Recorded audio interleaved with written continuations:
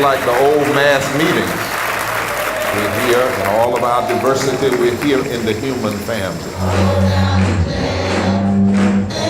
There is a fire raging now for the poor of this society. They are living in tragic conditions because of the terrible economic injustices that keep them locked in. We have to deal with our war economy and systemic racism and systemic poverty and ecological devastation. And finally, we have to deal with the moral narrative. This wall, this is sin of the highest order. We are traveling around this country building this Poor People's Campaign, a national call for moral revival. What we want to do now is hear a little bit from the local community who are a part of this campaign. I've spent 5 or so more years homeless. Living on minimum wage has caused me to have to figure out on a daily basis how to afford basic necessities.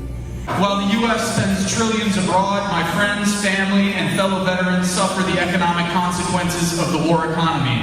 I have 2 children, and I enjoy raising them while acknowledging that being poor is a struggle of human rights. But when I lost my housing, healthcare, and income all at the same time, I was terrified, panicked. I want to stand here and reclaim the power and dignity of the mujeres in my life. I can't afford to pay a cab.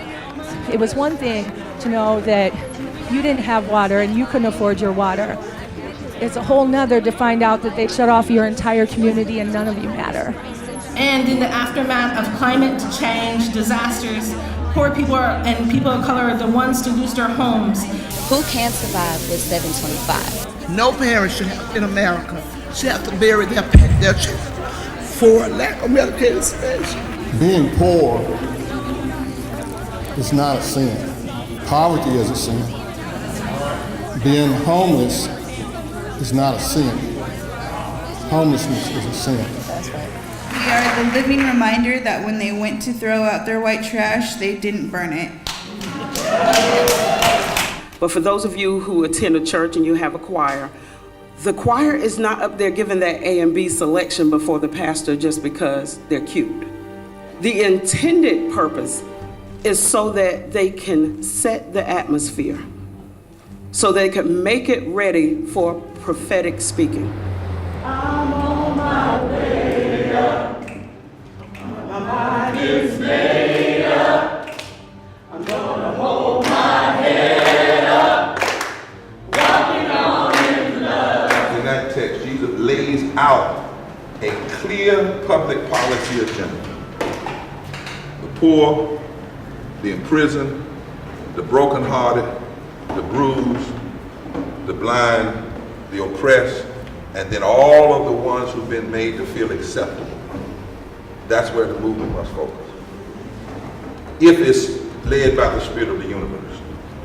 With this first phase, though, what we've been doing, as we've said, is traveling to 15 different states across the country, meeting up with leaders from 37 states, and basically doing what we're doing here, having mass meetings and having day-long and 2-day-long gatherings, trainings, to see who's on board, who's in, and can we start to establish these statewide coordinating committees. And we are here, and it's time for us to be the remnant that can transform the nation. Restore the Voting Rights Act now.